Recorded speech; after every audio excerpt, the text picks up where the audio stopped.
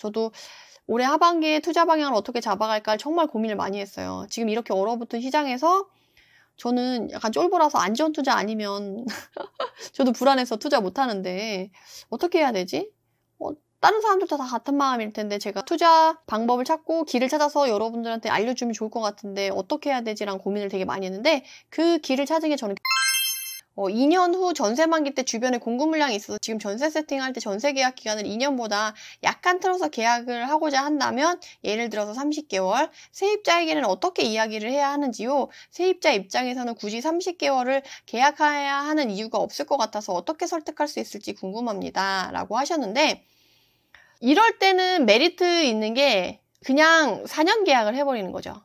4년 계약을 하셔도 되고 아예 처음부터 갱신청구권을 쓰는 걸로 해서 대신에 내가 5%를 올리지 않겠다라고 얘기를 하는 거예요. 어차피 더 떨어질 것 같으니까.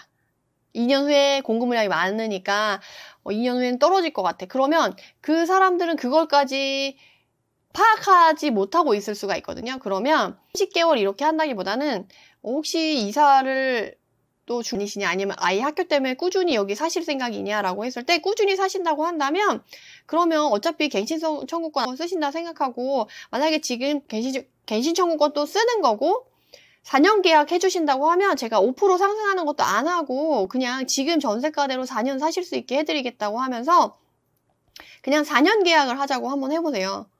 그러면 괜찮을 수 있을 것 같아요. 왜냐면 갱신청구권을 써도 5%는 올려줘야 되고 정부에서는 5%만 올리는 게 아니라 좀 융통성 있게 5% 이상도 올릴 수 있게끔 임대차 3법을 수정해 보겠다라는 말도 나왔었잖아요. 그러니까 그런 걸 이제 들먹이면서 어차피 오래 사실 거라고 하면 2년 있다 어차피 갱신청구권 쓰실 거 아니냐. 그러면 관리하기 그렇고 저는 그냥 한 분이 오래 꾸준히 사시는 게 집도 덜 망가지고 신경도 안 써도 돼서 그게 좋아서 그러니까 저는 어차피 계속 임대를 놓을 거고 그러니까 갱신청구권을 쓰는 조건으로 해서 4년 계약을 하고 대신에 5% 인상을 안 한다는 거를 특약으로 다 넣어가지고 4년 계약을 하면 2년 후에 만기가 됐을 때 공급 물량이 있을 때 신경 안 쓰고 그분도 만기가 됐을 때 어차피 4년 살기로 했었으니까 전세가가 떨어졌는지 안 떨어졌는지 그런 거를 신경 안 쓰고 넘어가실 확률도 높고 그렇게 했을지라도 어차피 갱신청구권 써서 가려고 해서 계약을 4년 계약한 거니까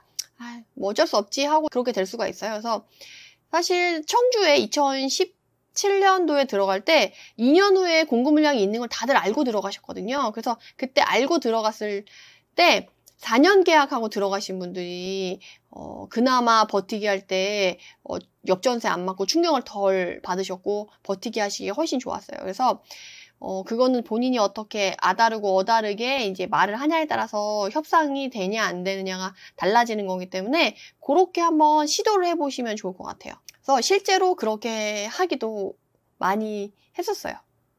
그 방법이 현장에서 좀 먹히는 방법이고 사용 가능한 방법이라서 한번 시도해 보시는 것도 좋지 않을까 싶습니다. 최근에 미국의 금리 인상 공포로 인해 부동산 매수 심리가 얼어버린 것 같은데 지방의 공시지가 1억 이하 투자, 소액 투자 수요도 같이 영향을 받을까요? 최근에 투자 수요가 급감한 느낌이라서 지방 소액 투자도 어려워질 것 같습니다. 라고 하셨네요. 지금 금리 인상 여파로 전체적으로 매수 심리가 얼은 건 맞아요. 지금 거래량을 보면 서울은 뭐 20분의 1, 10분의 1 수준까지 내려가기도 하고요. 지방도 거의 뭐 3분의 1 토막, 4분의 1 토막, 5분의 1 토막 이렇게 되는 경우도 많거든요. 특정 단지들만 좀 거래가 좀 되는 편이 이제 유지되고 있어요. 그러다 보니까 제가 말씀드릴 수 있는 건 지금이 정상적인 부동산 시장의 모습은 아니라는 거죠. 정상적인 건 아니에요. 지금 비정상적인 모습으로 가고 있기 때문에 이게 정상적인 시장의 모습이 왔을 때 내가 어떻게 할 거냐 그때 대비해서 내가 미리 세팅해 놓는다 생각을 하는 걸로 가야 되거든요. 국가부도의 날인가? 그 영화 있잖아요. 그 유아인 주연에 나온 걸 보면 강남에 정말 좋은 입지에 있는 애들이 막 다 사업체가 도산해가지고 막 싸게 팔고 막 몇천만 원 손해보고 팔고 막 그런 시기가 있잖아요. 그런 시기에는 거래도 안 되고 정말 가격도 많이 낮추고 그런 시즌이 있어요. 물론 IMF 때만큼 지금 딱 힘들진 않지만 사실 지금 사람들의 공포는 사실 IMF 때건 지금이건 각 개인이 갖는 불안과 공포는 어떻게 보면 그 크기를 비교할 수는 없을 것 같아요. IMF 때가 당연히 공포가 크고 불안이 크고 지금은 상대적으로 작아라고 얘기를 하기에는 내 상황이 틀려지기도 하고 지금 당장 코앞에 있는 불안과 저 멀리 있는 불안의 크기는 너무 크기 차이가 많이 난다는 거죠. 멀리 있는 건 상대적으로 작아 보여요. 근데 가까이 있는 건 상대적으로 똑같은 크기여도 더 크게 보이잖아요. 그래서 그 공포가 사실 지금 크게 팽배해 있는 상황이라고 생각이 들거든요. 그래서 그런 상황에서 내가 어떻게 가져갈 거냐는 결국 본인의 결정이고 선택의 몫인 것 같아요. 그래서 예전에는 약간 투자가 대중화되어 있었죠. 100명이 있다고 한다면 정말 90명 이상이 투자계에 들어와서 막 너도 나도 다 투자를 했다라고 한다면 투자가 대중화되기 이전에 투자자들만 움직였던 시장에서는 100명이 있다고 한다면 10명, 5명 요 정도가 주로 움직였었던 시장이에요.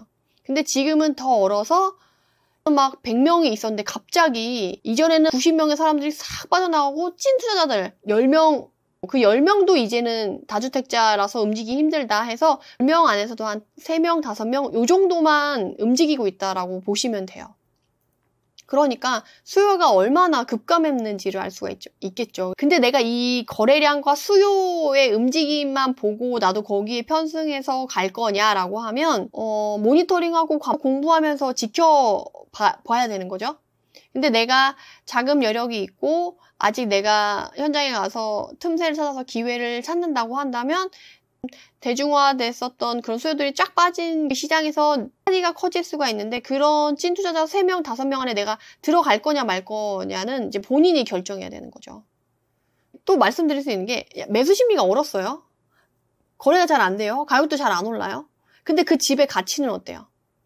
가치가 떨어졌나요? 그 집의 입지가 바뀌었나요? 아니면 그 10년 차였던 아파트가 20년 차 아파트처럼 갑자기 썩었나요? 가치가 떨어진 건 아니잖아요. 내가 이전에 봤던 아파트나 지역의 가치가 떨어진 건 아니에요. 다만 그걸 살려고 하는 사람들의 심리가 변했을 뿐이에요.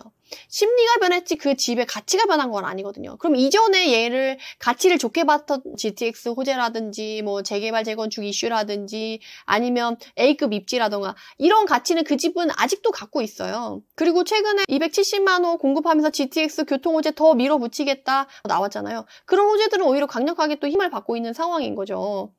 다만 사람들의 심리만 지금 흔들렸을 뿐이에요. 투자 환경이 안 좋아졌으니까. 오건영 부부장님의 비유인데 어항이 있어요. 어항이 있고 그 안에 물고기가 있는데 그 물고기가 뭐 투자 물건이라고 한다면 그 물고기는 그대로 있어요. 근데 어항이라는 투자 환경이 바뀔 뿐인 거죠. 옛날에는 온도도 잘 맞춰주고 오염물질도 없게 물도 잘 갈아주고 이 물고기가 잘 살 수 있고 빛을 발하는 환경이 됐었던 거죠. 그래서 상대적으로 투자 환경이 안 좋아진 어항처럼 이 물고기도 가치가 안 좋아 보이게 영향을 미치는 거라고 말씀을 드릴 수 있을 것 같아요. 그래서 투자 환경이 어려워지면 이 물고기 자체도 힘들어지는 건 맞아요. 근데 그 물고기가 그럼 그 물고기가 아니게 되냐라고 하면 그건 아니라는 거죠.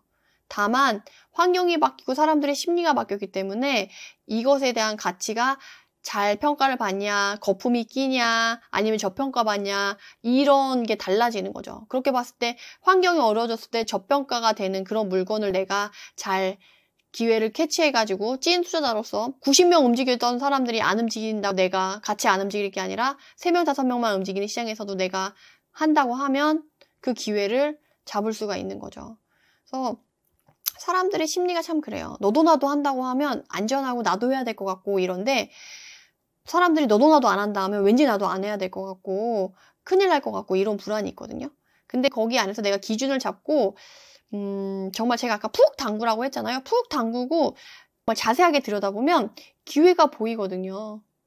제가 그 기회의 방법을 찾는 거를 이렇게 라방이나 강의를 통해서 계속 알려드리고 있잖아요. 그래서 저도 경매를 이제 본격적으로 시작해야 된다라고 생각을 하고 저도 올해 하반기에 투자 방향을 어떻게 잡아갈까 정말 고민을 많이 했어요. 지금 이렇게 얼어붙은 시장에서 저는 약간 쫄보라서 안전 투자 아니면 저도 불안해서 투자 못 하는데 어떻게 해야 되지?